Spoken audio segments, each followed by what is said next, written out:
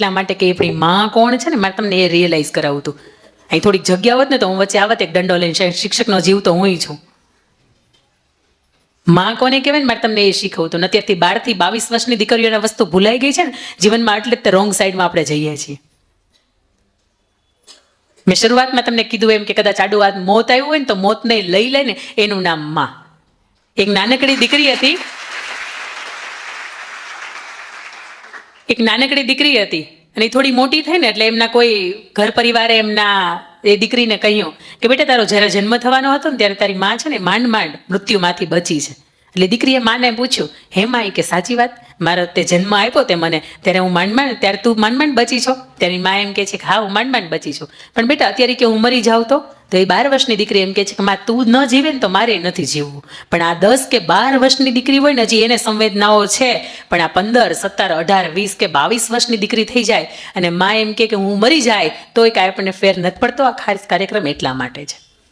અને ઘરને આંગણે દીકરી 5-7 વર્ષની હોય અને એના માતાનું મૃત્યુ થયું હોય અને એના પપ્પાને એની માતાની જે ચૂંદડી હોય, જે ઘરચોળું હોય, એ હંમેશા જોવાય તો એને એમ થાય કે મારી માં કેવી લાગતી હશે, મારે પણ એ ઓઢવું છે.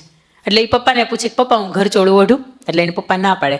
એ દીકરી મોટી થઈ, 10, 12, 15, 20 વર્ષની થઈ અને તેમ છતાંય તે દીકરી દર વર્ષે જ્યારે ઘરચોળું જોવે ને ત્યારે પૂછે કે હું ઘરચોળું ઓઢું? ત્યારે એને પપ્પા ના પાડે છે કે ના બેટા તને નથી ઓઢું. તો કે પપ્પા તમે શા માટે મને ના પાડો છો? તો કે બેટા તું એમ બોલે છે ઘરચોળું અને મને એમ સમજાય છે કે ઘર છોડું. હું નથી ઈચ્છતો કે મારી દીકરી છે ક્યારે પણ મને મૂકીને જાય.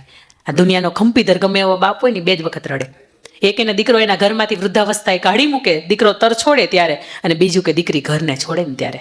પણ અહીંયા બેઠેલી દરેક દીકરીઓના મારા એને સ્વમાન એ ભરવું છે કે બેટા તમે ખારવા સમાજ એટલે ખમીરવંતો સમાજ, તમે એની દીકરીઓ છો. અને મહાપુરુષોએ કહ્યું છે કે કદાચ આ દેશનો પુરુષ છે ને પોતાનો રસ્તો ભૂલશે ને તો હજી એ ચાલશે, પણ આ દેશની સ્ત્રી, આ દેશની વિરાંગનાઓ પોતાનો રસ્તો ભૂલીને તો આખા હિન્દુસ્તાનનો નકશો ભૂસાઈ જશે.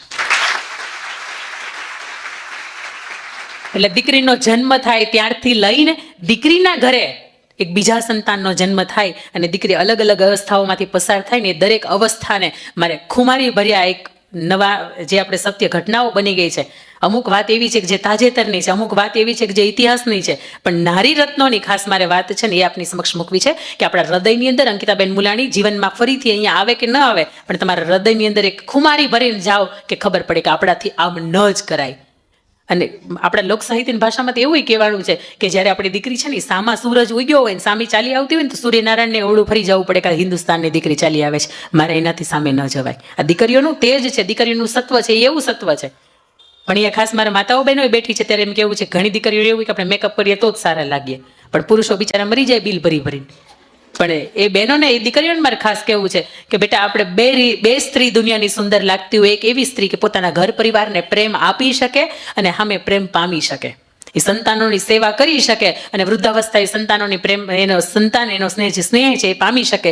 આવી સ્ત્રી છે એ સુંદર લાગતી હોય, એને મેકઅપની જરૂર ન પડે. અને બીજી એવી સ્ત્રી કે જેનું અંદરનું સત્વ છે, જેનું ચરિત્ર છે ને એ ઉજળું હોય, જેનું ચરિત્ર ઉજળું હોય ને સ્ત્રીના ચહેરા ઉપર રીતસરનું તમને દેખાય આવે. તમે જોયું હશે કે જે સત્સંગી બહેનો હશે ને એના ચહેરાના તેજ છે ને બહુ અનોખા હોય. એને તો રૂપનો ત્યાગ કરીને દીક્ષા લીધી હોય, તેમ છતાંય તેને રૂપ દેખાય આવે એનું કારણ એ છે કે એની અંદરનું બ્રહ્મચર્ય છે ને એ જીવતું હોય, એની અંદરનું સત્વ છે ને એ જીવતું હોય. દિલ ઉપર એક વખત હાથ રાખીને જજો. અને લગ્ન થતા ને તો અહીંયા લગભગ બહેનો દીકરીઓ બેઠા હશે ને એને ખબર હશે કે પહેલી વખત જ્યારે હસ્તમેળાપમાં દીકરીઓનો હાથ સોંપવામાં આવે ને ત્યારે હાથ ધ્રુજતો હોય. એનું કારણ શું જાણો? એનું કારણ માત્ર એક એવું છે કે આજ સુધીના 20, 22, 25 વર્ષની બાપને આંગણે થઈ, 20 વર્ષની, તમારે તો 18, 20 તો માંડ થઈ છે. 18 વર્ષે ખાલી ગવર્મેન્ટ આપણને મત આપવાનો અધિકાર આપે છે, આપણને લગ્ન કરવા માટેનો અધિકાર નથી આપતા.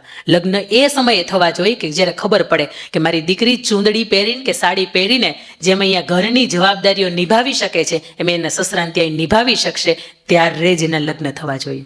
18 વર્ષની થઈ ગઈ કે 19 વર્ષની થઈ ગઈ અને આપણે આપણી દીકરીઓના લગ્ન કરી નાખીએ અને પછી એ દીકરી આપણી સામું બોલી ગઈ, દીકરી સાસુના મેણા ટેણા સાંભળી ન શકી, દીકરી જેઠાણીનું કંઈ ન સાંભળી શકી, દીકરીને કેમ બોલવું કેમ નહીં. એ હું નથી માનતી કે 18 વર્ષની 19 વર્ષની ઉંમર હોય તો આપણામાં બહેનો એ પરિપક્વતા હતી, આપણી દીકરીઓની અંદર એટલી સહન શક્તિ નથી.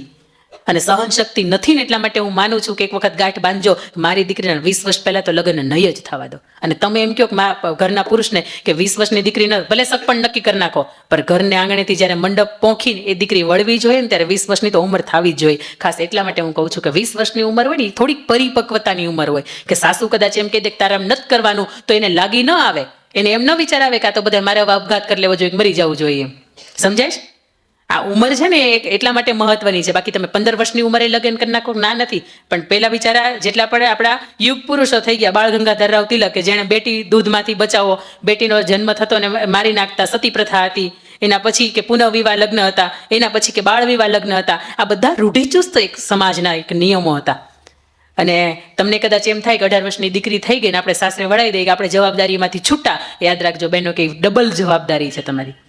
કારણ કે 1-2 વર્ષ ખમી જવા હાટુથી દીકરીની થોડીક પરિપક્વતા આવશે, એની બુદ્ધિ કામ કરતા શીખશે કે મારી મા મને રોકે ટોકે છે, મારી સાસુ ટોકે, એમાં કઈ નવાઈ નહીં. આ તો 18 વર્ષની ઉંમર એટલે આપણે લાડકોડમાં જ રાખ્યા હોય, કોઈ દી કઈ ખીજાવાનું તો આવતા જ ન હોય. એમાંય તે એ સમયની અંદર આપણે જ્યારે દીકરીના વિવાહ કે સગપણ નક્કી કરતા હોય ત્યારે હું નથી માનતી કે ખરેખર એ સાસરે રહી શકવામાં, એને સાડી પહેરતા આવડતી હોય એનો મતલબ એવો બિલકુલ નથી કે સાસરે જઈને સાડી પહેર્યા પછીની જેટલી જવાબદારીઓ હોય ને એ પણ એને નિભાવતા આવડે. એના માટે અમુક ઉંમરની જરૂરિયાત છે. અને આજે આવા સેમિનાર મને કદાચ ત્યાંથી અહીંયા બોલાવવામાં આવે તો એનું કારણ એ જ હોય કે તમને જાહેરમાં હું કહી શકું કે દીકરીના નાનપણથી તો લગ્ન ન જ કરો. આપણા કદાચ ભલે થઈ ગયા, એ સમયે કદાચ થોડીક અણસમજ હતી કે કદાચ આપણે 2, 4, 5 ભાઈ બહેનો હતા કે સાથે મોટા ભાઈના કે મોટા બહેનના થતા આપણે થઈ ગયા. પણ આજની બહેનો છે એને મારે ખાસ કહેવું છે કે આજના ભાઈઓ તો કદાચ અહીંયા નથી. અને તમે કદાચ ભાઈઓને એમ કહો દીકરીને 2 વર્ષ ખમી જાઓ તો ભાઈઓ હું નથી માનતી કે ના પાડે, અને ના પાડતા હોય એને કહેજો મની મારી યાર વાત કરે. પણ જ્યાં સુધી દીકરી 19-20 નથી વટાવતી ત્યાં સુધી એક નક્કી કરજો કે મારી દીકરીના લગ્ન નહીં જ કરું. અને સૌથી પહેલા કે આપણી ઘરે આંગણે દીકરીનો જન્મ થાય. કોઈ એમ મા બાપ બેઠા છે કે જેને ખરેખર સંતાનમાં 2, 3 અથવા તો 4 દીકરીઓ છે? કેટલા મા બાપ છે? આ મા બાપને એક વખત તાળીઓથી વધાવો. મેં સાહેબ ઘણા એવા ફંક્શન જોયા છે કે જે ગામની અંદર 2 અથવા તો 2 થી વધારે દીકરીઓના મા બાપ હોય ને એના મંચ ઉપર જાહેરમાં સન્માન કરવામાં આવે છે. એટલા માટે કે આ સમાજ આજનો એટલો બધો શિક્ષિત થઈ ગયો છે કે જે સમાજને ખરેખર દીકરી બીજી અથવા તો ત્રીજી જોતી જ નથી. મોરબીની અંદર એક મિલેનિયમ ટાઇલ્સ છે, સિરામિકનો ઉદ્યોગનો બિઝનેસ કરે છે, નીતિનભાઈ પ્રજાપતિ છે. એના ઘરે 2 દીકરીઓ છે અને એના પછી જ્યારે ત્રીજા વખતે એમના પત્નીને ગર્ભાવસ્થા રહી ત્યારે એમણે એક મનોમન માનતા કરી હતી કે મારે ત્રીજી પણ જો દીકરી આવે ને તો ભગવાન હું તારા ચરણની અંદર કંઈક સારું, કંઈક સત્કાર્યનું કામ કરીશ. અને એના મિત્રોએ માનતા કરી હતી કે ભગવાન હવે ત્યાં આપે ને તો દીકરો આપે. પણ અત્યારે કદાચ આ જન્માષ્ટમી હમણાં જે ગઈ ને એમાં 3 વર્ષે દીકરી વૃંદાને પૂર્ણ થયા, એને ત્યાં ત્રીજી દીકરી આવે છે. અને હડમતિયા ધામ છે ત્યાં 2,51,000 રૂપિયા રોકડા લખાવે છે કે મારા સ્વસ્થ, સુંદર અને સરસ મજાનું એક પણ જાતની અવરોધ કે સંકટ વગર ત્રીજી દીકરીનો જન્મ થયો છે એ નિમિત્તે 2,51,000 હું અહીંયા ધરું છું. ત્યારે અંદર જે પૂજા કરતા હતા ને એ લોકોને એમ હતું કે દીકરી ભૂલમાં શબ્દ લખાઈ ગયો છે, ત્રીજો એટલે દીકરો લખાવો જોઈએ અને દીકરી લખાઈ ગયો છે. ત્યારે પૂજારીએ લોકો એવું કીધું હતું કે નીતિનભાઈ તમે ભૂલ કરી છે, આ શબ્દ દીકરો લખવાનો હતો દીકરી લખાઈ ગયો છે. ત્યારે નીતિનભાઈ એવું કીધું હતું કે નહીં, મારે ખરેખર સંતાનમાં ત્રીજી દીકરી આવી છે ને એટલા માટે હું 2,51,000 ધરું છું. આવા પેઢીને મા બાપ હજી ધીરો છે. અને મારે આંગણે પણ મારે જોડવા દીકરીઓ 2 છે અને 3.5 વર્ષની. એટલા માટે હું કુખ્યાથી બોલી શકું કે 2 કે 3 દીકરીઓના મા બાપ હોય ને ખરેખર આજના સમયની અંદર ભાગ્યશાળી છે. કારણ કે ડૉક્ટર એમ કે પહેલો તો દીકરી છે તો બીજી વખત એટલે તરત મનની અંદર વિચાર આવે કે આપણે તો ભણેલા છીએ, બરોબર છે, બીજી દીકરી તો હોવી જ ન જોઈએ, ત્રીજી દીકરી તો હાવ ન હોવી જોઈએ. મેને પાયલ હે છનકાઈ અબ તો આ જાત ઉપર જાય, કોણે ગાયું હતું? હા, ફાલ્ગુની પાઠક. હે ને? ફાલ્ગુની પાઠક જ ને, હું ભૂલ ન કરતી હોય તો. ફાલ્ગુની પાઠક એના પપ્પાને ત્યાં 4થું સંતાન એટલે 4થી દીકરી.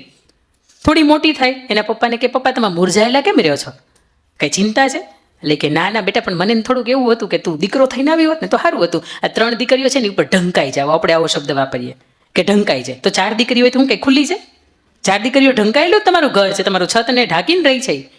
4થી દીકરી હતી ત્યારે 5-7 વર્ષની ફાલ્ગુની પાઠક હતી, નક્કી કર્યું કે બાપુ આમાં બીકવાનું ન હોય, આમાં કંઈ ડરવાનું ન હોય અને આમાં કંઈ નિસ્તેજ કે ચહેરો ઉતરી જાય એવું કંઈ ન હોય. તમે ચિંતા શું કરો, દીકરો નથી એટલે હું પણ દીકરાની જેમ જીવીશ.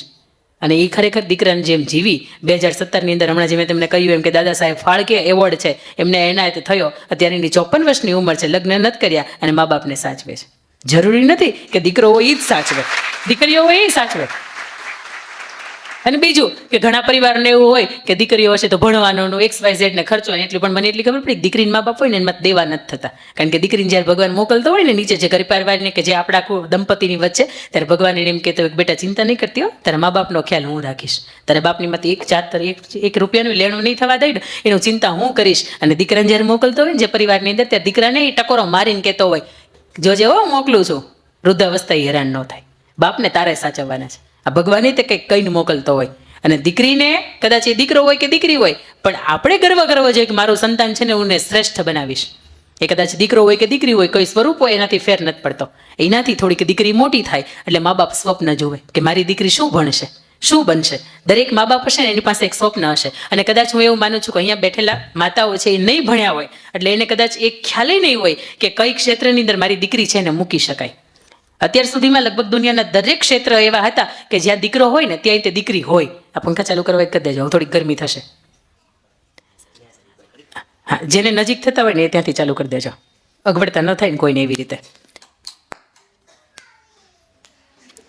હા જો મને અહીંયા ઊભા થતી હોય, તમને બેઠા બેઠા ગરમી થાય જ તે. એટલે દરેક માતાઓ એવું વિચારતા હોય કે મારી દીકરી મોટી થઈને આ બનશે. અહીંયા કોઈ એવી માતા બેઠી છે કે જેને એવું લગતું હોય કે મારી મોટી થઈને મારી દીકરી ગવર્મેન્ટ જોબ કરશે? કોઈ એવી માતા બેઠી છે કે જે ખરેખર એના દીકરીઓ માટે એને એવું વિચાર્યું હોય કે મારી દીકરી IAS બને, IPS બને, પોલીસમાં જાય? હે વાહ વાહ. એટલા માટે કે માને એમ થાય છે કે હું નથી ભણી પણ મારી દીકરીઓ ભણે. અને સમાજની અંદર ક્યાંક થોડુંક શિક્ષણ ઓછું છે. શિક્ષણ એટલા માટે કે 18-20 વર્ષ તો માંડ થાય તે આપણે સગપણ નક્કી થઈ જતા હોય ત્યારે એ દીકરી નાનપણથી એક 13 વર્ષની દીકરી, એનું નામ નેત્રા, તામિલનાડુની અંદર સી મોહન નામનો એક વાળંદ, ત્યાં દીકરીનો જન્મ થાય. દીકરી એક જ સંતાનમાં. એટલે સી મોહન વાળંદનું કામ કરે, રોજીરોટી સવારથી સાંજ સુધીમાં રોકડીયો ધંધો. એવું વિચારે કે મારી દીકરીને મારે મોટી થઈને કલેક્ટર બનાવી છે. નાનપણથી દીકરીને કહે કે બેટા કલેક્ટર બનવું હોય તો તારે આવી પરીક્ષાઓ પાસ કરવી પડે, કલેક્ટર હોય તો દેખાવમાં આવા લાગતા હોય, એની પાસે આવી સત્તાઓ હોય. એટલે નાનપણથી દીકરીને ભણવા પ્રત્યે ખૂબ રુચિ જાગે અને દીકરીને એમ થાય કે હા મારે કલેક્ટર બનવું છે. દીકરી ખૂબ ભણે ગણે હોશિયાર. કોરોનાનો સમય એવો તામિલનાડુની અંદર, હું આ સાચી વાત, અને જેટલી પણ અહીંયાથી કથાઓ થશે ને એ બધી સાચી વાત થશે અને સાચું હશે ને તો જ આપણને કંઈક સ્પર્શશે. એટલે એ તામિલનાડુની અંદર જ્યારે કોરોના કાળ આવ્યો, દીકરી ઝૂંપડપટ્ટી જેવા વિસ્તારની અંદર રહેતી હતી. અહીંયાથી કોઈ એવું રહેતું નથી, બરાબર? કોઈ એવું નથી ને કે એની કોઈ એટલી બધી નબળી પરિસ્થિતિ હોય. દીકરી ઝૂંપડપટ્ટીમાં રહેતી હતી અને એણે જોયું કે આસપાસના ખૂબ એવા લોકો છે કે જેને ખાવાનું નથી મળતું, એટલા માટે એ મરી જાય છે. આ ભૂખમરો અહીંયા પ્રગટ થઈ ગયો છે, તો આપણે શું કરી શકાય? એટલે દીકરીએ એના પપ્પાને પૂછ્યું, સી મોહનને પૂછ્યું, વાળંદનું કામ કરતો હતો ને એને, કે પપ્પા તમારે મને મોટું થઈને શું બનાવી છે? તો કે કલેક્ટર બનાવીશ. બેટા મને ખબર છે પપ્પા કે તમે અત્યારથી મારા માટે થોડી રકમ છે એ બેંકમાં મૂકો છો કે મારા શિક્ષણ માટે. એટલે કે એના પપ્પા કહે છે હા. તો કે બેટા કેટલી? પપ્પા એવું, દીકરી એવું પૂછે છે પપ્પા એ કેટલી રકમ થઈ છે? એટલે કે 5-6 લાખ જેટલી રકમ થઈ છે. તો કે પપ્પા એ FD તમે કરાવી છે ને એને તોડાવી નાખો. આ 13 વર્ષની દીકરી બોલે છે કે એને તમે તોડાવી નાખો અને આસપાસમાં જેટલા પણ પરિવારો છે અત્યારે ગરીબથી ભૂખેથી મરે છે અને હું નથી ઈચ્છતી કે આપણી સામે કોઈ ભૂખથી મરી જાય.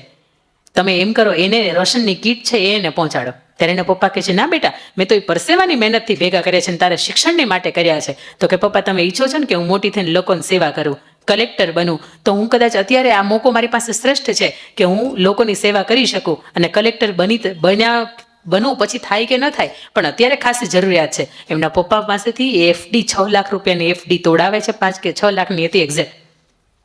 એમાંથી 600 રેશનની કીટ લે છે અને આસપાસના જેટલા પણ વિસ્તારની અંદર એને એમ લાગે કે અહીંયા જરૂરિયાત છે અને ખાઈને ખાવાનાય નથી એવા પૈસા પોતે જે પોતાના શિક્ષણ માટે એણે ભેગા કર્યા હતા એના પપ્પાને રિક્વેસ્ટ કરે છે અને 600 રેશનની કીટ હતી એ આસપાસના વિસ્તારની અંદર વહેંચે છે. આ વાતની નોંધ આપણા આદરણીય મોદી સાહેબ વડાપ્રધાન છે એમણે પણ મન કી બાતની અંદર લીધી છે કે 13 વર્ષની દીકરી છે શું કરી શકે? તો કે એને કલેક્ટર બનવું છે અને અત્યારે ખબર પડે કે મારી સામે લોકોને અત્યારે જરૂરિયાત છે તો પોતાના શિક્ષણ અર્થે ભેગા કરેલા પૈસા છે એ પણ એ સમાજ માટે વાપરી શકે. અને આ વાતની નોંધ એનાથી આગળ જતા યુનાઇટેડ નેશન્સે લીધી અને ત્યાં જીનીવા ખાતે એક કાર્યક્રમ છે એમાં 13 વર્ષની પછાત એરિયાની અંદર રહેતી આ દીકરીને સ્પેશિયલ ત્યાં એ લોકોએ લેક્ચર આપવા માટે બોલાવી. આજ સુધીમાં કોઈ કલેક્ટર છે ને ત્યાં સુધી નથી પહોંચ્યું પણ આ દીકરીને મનને એમ થયું કે હું ભણીને પછી સેવા કરું કે ન કરું વાત અલગ છે પણ અત્યારે મારી પાસે પૈસા છે છે ને એને મારે સમાજ માટે વાપરવા જોઈએ, એને મારે આસપાસમાં રહેતા કે પરિવાર માટે વાપરવા જોઈએ. આપ સૌને પણ વિનંતી, જો આર્થિક સદ્ધર હોય અને તમને ખબર પડે કે કોઈ ભાઈનો દીકરો, કોઈ આસપાસનો કોઈ દીકરો, કોઈ દીકરી ભણી નથી શકતી અથવા તો અગવડતા છે, તો એવા દીકરા કે એવા દીકરીના શિક્ષણની અંદર થોડોક જેટલો પણ સહયોગ થઈ શકે ને એટલો કરજો. કારણ કે આ 13 વર્ષની દીકરી તો મોદી સાહેબ સુધી પહોંચાડતી હોય વાત, તો આપણે તો કદાચ એના કરતાં સદ્ધર હશું આ દીકરી કરતાં. એટલે આ 13 વર્ષની દીકરી છે ને એને મગજની અંદર એમ થાય છે કે આપણી પાસે હોય ને તો આપણે કોકને દેવાય, આપણે માત્ર આપણું કરીને ન જીવાય.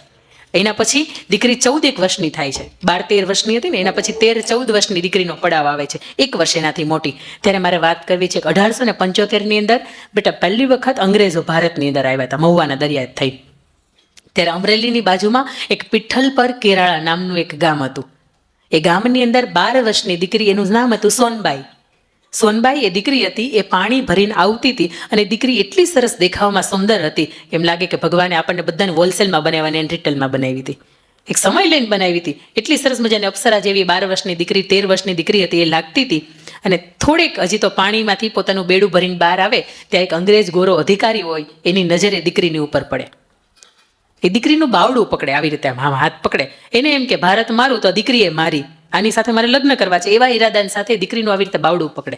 એ દીકરીએ પોતાના માથા ઉપર 15 લીટર પાણીની ગોળી ભરી હતી, એ ફરફરતી મારી કે પેલો અંગ્રેજ અધિકારી હતો ને બેભાન થઈ ગયો અને એના પણ જેટલા પણ એના સાથીદારો હતા એ લઈને ત્યાંથી જતા રહ્યા. દીકરી માયુસ ચહેરાની સાથે ઘરે આવી અને એના પપ્પાને કહે છે કે બાપુ હવે મારથી નહીં જીવાય. બાપુ ચિંતામાં થઈ જાય. બાપુ એવું કહે છે કે બેટા તે એવું કામ કોઈ એવું નથી કર્યું કે તને મરવા જેવા વિચાર આવે, તો શા માટે તું હવે એમ કહે છે કે મારાથી નહીં જીવાય. અને એ સમયે 12-13 વર્ષની દીકરીના સગપણ નક્કી થઈ જતા, 1875ની વાત કરું છું. એટલે ત્યારે એ દીકરી એવું કીધું કે બાપુ તમે મારા સગપણ નાનકાની સાથે નક્કી કરી નાખ્યા છે, તમે નાનકાને એવો સંદેશો મોકલો, કાં તો એ તાહળી ઝેરનો કટોરો ભરીને મને આપે, અથવા તો જે અંગ્રેજ અધિકારીએ મારે બાવડાનો સ્પર્શ કર્યો હતો એ અંગ્રેજ અધિકારીને મારે અને એના રક્તની અંદર મારે લગ્નની ચૂંદડી છે એ ડૂબોડે અને પછી મને ઓઢાડે. ઇતિહાસ સાક્ષી છે કે એને જે નાનકાને ખબર પડી કે મારી મંગેતર, મારા જે સગપણ નક્કી થયા છે, એ દીકરીના બાવડા ઉપર હાથ પેલા અંગ્રેજ અધિકારીએ મૂક્યો અને નક્કી કર્યું કે મારે જીવવું નથી. એ દીકરીની અંદર મારું જે પરિણિત થવાનું પાત્ર છે એની અંદર ખુમારી કેવી હશે. ત્યારે એ નાનકાએ પેલા અંગ્રેજ અધિકારીને 15 વર્ષની ઉંમરે માર્યો હતો, એના લોહીની અંદર ચૂંદડી ડૂબાડી હતી અને પછી આ સોનબાઈને ઉઢાડી હતી. મારે એ સવાલ પૂછવો છે કે ત્યારે 12 વર્ષની દીકરીને ખબર પડતી હતી કે મારી ઇજ્જત ઉપર સવાલ ઊભો થાય તો મારાથી ન જીવાય, તો ત્યારે 22 વર્ષની દીકરીને ન ખબર પડે. આ સળગતો સવાલ છે. આ 22 વર્ષની દીકરી છે ને એને ખબર પડે, પણ નાનપણથી આપણી પાસે એટલા બધા પૈસા છે કે આપણી દીકરીને આપણે મોબાઈલ લઈ દીધા છે, સારા સારા કપડાં લઈ દીધા છે, એ ઈચ્છે એમ બધું જ આપણે કર્યું છે, પણ ક્યાંક એ આપણા લાડકોડની અંદર, ક્યાંક આપણી સ્વતંત્રતાની અંદર એ દીકરીએ ક્યાંક એનો રસ્તો ભૂલી ગઈ છે. અથવા તો મા બાપે માંડે નોકિયાનો ફોન લઈ દીધો હતો અને દીકરીને ક્યાંક એમ થતું હોય કે મને આઈફોન કોક આપે ને એવો કોક મળી જાય તો. મા બાપ બિચારા સવારથી સાંજ સુધી પોતાના કામની અંદર રહ્યા હોય અને દીકરીને એમ થાય કે મને વોટ્સઅપની અંદર ને સ્નેપચેટની અંદર ને ઇન્સ્ટાગ્રામની અંદર મારી માતાઓ બહેનો અહીંયા બેઠી છે ને એને બિચારાને ખબર નથી કે આવી એપ્લિકેશનની અંદર આવે. સ્નેપચેટ તો એવી એપ્લિકેશન કે વાત થઈ ગઈ, અહીંયા ફોન મૂકી દીધો, કોઈ કદાચ ગમે એટલો ખોળીને મરી જાય, ખબર જ ન પડે કે અંદર કોની યાર હું વાત થઈ હતી છે લઈ. પણ એવી એપ્લિકેશન દુનિયા અંદર છે, પણ આપણે એપ્લિકેશનનો ઉપયોગ ન કરતા આપણો પરિવારના, આપણા મા બાપ છે ને એનો બોલ આપણા માટે સર્વોપરી હોવો જોઈએ. આપણા અહીંયાથી તમને શિક્ષક એમ કે અવાજ નહીં કરતા, 5 વાગે એટલે છૂટવાનો સમય છે, આપણે બધી વાત માનીએ છીએ. તો આપણા ભોળા મા બાપ છે ને એને પણ આપણે ઉલ્લુ ન બનાવીને ક્યાંક આપણે એવું જીવન જીવીને જઈએ. 12-14 વર્ષની દીકરીઓને આપણે ઇતિહાસની જ દીકરી છે, હવે એક પણ જાતનો શબ્દ ખોટો નથી. જો 1875ની દીકરીને ખબર પડતી હતી મારું કોઈક બાવડું પકડે મારથી ન જીવાય, તો આપણું નામ કદાચ કોકને યારે જોડાઈ ગયું હોય તો આપણાથી તો કેવી રીતે જીવાય.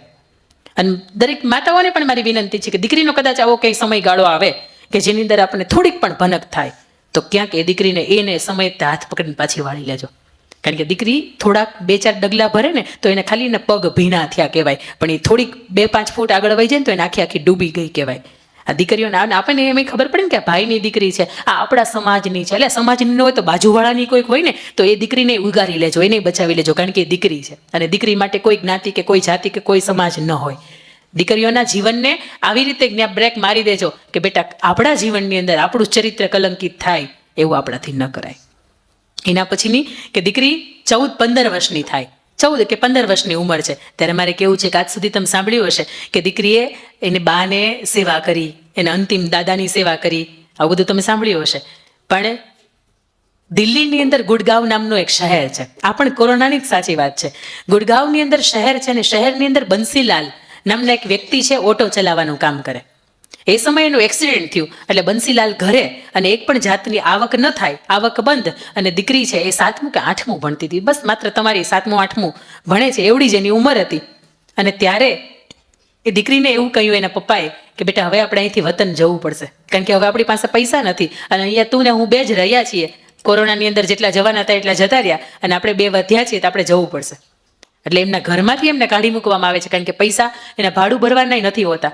અને એનું વતન બિહારનું દરભંગા, ક્યાં દિલ્હી ને ક્યાં બિહાર, એટલું દૂર હતું. કોઈ પ્રાઇવેટ વાહનોને પૂછવામાં આવ્યું કે કેટલા રૂપિયા થશે, તો કે 5,000 6,000. ત્યારે સરકારી વાહનો કોઈ જતા નહોતા અને ખીચાની અંદર માત્ર 600 રૂપિયા, બંસીલાલના ખીચામાં 600 રૂપિયા પડ્યા હતા. દીકરીને ખબર, દીકરીએ તરત કીધું બાપુ જૂનામાંથી એક સાયકલ લ્યો. કેટલાની આવે છે? એટલે કે શા માટે? તો કે બેન નહીં બાપુ પહેલા સાયકલ લ્યો. 500 રૂપિયાની સાયકલ ખરીદીને ખીચામાં 100 રૂપિયા વધ્યા. બાપુ તમે બેસી જાઓ પાછળ, હું તમને બિહાર સુધી લઈ જાઉં. અરે દીકરી તું 7મું 8મું ભણે છે, આ કઈ હસવા જેવી વાત નથી. આ 1200 કિલોમીટર થાય, આ દિલ્હીનો ગુડગાંવ ને ક્યાં બિહારનું દરભંગા, આટલો બધો કિલોમીટર છે એ આવી રીતે ન કપાય. બેટા તારે એકને જવું હોય તો ન જઈ શકાય, તો તું ને હું કેવી રીતે જાય? બાપુ તમે ચિંતા ન કરો, તમને મારી ઉપર ભરોસો છે ને કે તમારી દીકરી કે આડું અવળું ન કરે, તો બસ બાપુ તમે બેસી જાઓ. એના પિતાજી બંસીલાલ પાછળ સરસ મજાની સીટ હોય એની અંદર પોતાનો પગ કપાઈ ગયો હતો ને, એક્સિડન્ટ થયું હતું, તો એ અવસ્થાની અંદર પોતાના પિતાજીને બેસાડે છે. એ દીકરી પહેલી વખત એને સાયકલ ચલાવતા નહોતી આવડતી, પહેલી જ વખત સાયકલનો પગ માંડ્યો અને 10 મે 1920 દિવસે એની સવારી દિલ્હીથી નીકળી અને 17 મેના દિવસે વચ્ચે નાના નાના ટેન્ક હોય તો ત્યાં જમે, ત્યાં પાણી પીવે અને કદાચ કંઈ જમવાનું ન મળે તો દીકરી 12 કલાક સુધી એક ધારી સાયકલ ચલાવે અને માત્ર 7 દિવસની અંદર એ દિલ્હીથી બિહાર 1200 કિલોમીટરનું અંતર કાપીને પોતાના પિતાજીને હેમખેમ જેવી હાલતની અંદર એવી હતી ને એવી રીતે પહોંચાડી. તો તમે શ્રવણનું નામ સાંભળ્યું હશે. આ દીકરી છે ને કળિયુગનો શ્રવણ થઈને ઊભી રહી કે મારા બાપને જરૂર છે, મારે તકલીફ વેઠવી પડે તો મારે વેઠવી પડે, પણ મારા પિતાજીને ત્યારે મારી જરૂર છે. દીકરીઓ તરીકે એવું જીવન જીવીને જજો કે મારા પરિવારને પહેલા મારી જરૂર છે. આ દુનિયાને કે આ સમાજને કે 2 કે 5 પૈસાની અંદર આપણને ભોળવી દેનારો કોઈ દીકરો કે દીકરી હશે, એને કદાચ આપણી સમયની જરૂરિયાત હશે, આપણે મેસેજની અંદર કદાચ આપણે 2 કલાક વાત કરીને આપણે મસ્તીમાં આવી જઈએ તો એ સમયની જરૂરિયાત હશે, પણ એથી વિશેષ મારા બાપને મારી જરૂર છે, મારી માને મારી જરૂર છે. કંઈક જીવન છે ને એ આવું કંડાળજો. એના પછી દીકરી 15-16 વર્ષની, 16 વર્ષની, એટલે 16 વર્ષની દીકરી, એટલે મારે યાદ કરવી છે કે ઝવેરચંદ મેઘાણીને મેં તમને યાદ કર્યા હતા કે એની દીકરીનું નામ હીરબાઈ. અમરેલીની અંદર મારું પિયર ધારગણી છે અને એની બાજુમાં એક્ઝેક્ટ લાખાપાદર નામનું એક ગામ આવ્યું. એ નાનકડું ગામ હતું, જેમ અહીંયા માંગરોળ બંદર આપણું ગામ છે એવી રીતે એક નાનકડું એવું ગામ હતું. એ ગામના ધણીનું નામ એટલે ગામના સરપંચનું નામ લાખાવાળો. અને એ લાખાવાળાને અને બાજુમાં કોઈ એક બારવટીયો રહેતો. તમને બારવટીયામ ખ્યાલ છે ને? ન ખ્યાલ હોય ને તો દાદાને બાને પૂછજો બારવટીયો કોને કહેવાય, એટલે એ તમને કહેશે. બારવટીયો એટલે બધાનું ભેગું કરતો હોય, જો કે એની પાસે 12 પ્રકારના વટ હોય એને બારવટીયો કહેવાય. બેન દીકરી નામે ઊંચી આંખ ન કરે, કોઈ એને એમ કે મને માફ કરી દો, મને જવા દો તો એ જવા દે, પણ જેને એના જીવનની અંદર ક્યાંક અન્યાય થયો હોય કે જેના લીધે સમાજને લૂંટવા માટે નીકળી પડ્યો હોય એને બારવટીયો કહેવાય.